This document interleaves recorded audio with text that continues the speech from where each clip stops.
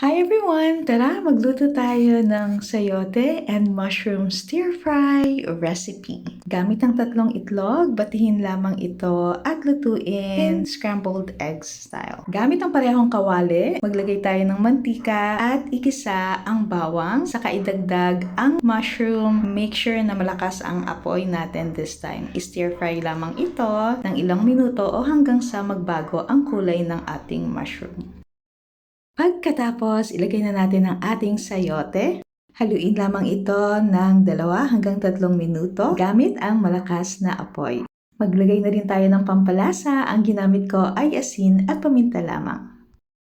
Pag slightly cooked na ang ating sayote, ayan, ihanda na natin yung tinabi nating itlog. So, lagay na natin yung ating scrambled eggs at i-stir-fry uli in high heat. Maglalagay rin tayo ng cornstarch slurry. Ang kailangan lamang natin ay cornstarch at tubig. Kung gusto niyo mas maraming sauce, pwede niyo itong i-adjust using yung ratio na nakalagay dyan sa taas. Sa mga nasa vegan diet, pwede niyong i-replace ang egg using tofu. At eto na ang ating healthy meal for today, sayote and mushroom stir-fry recipe. Thank you for watching. God bless.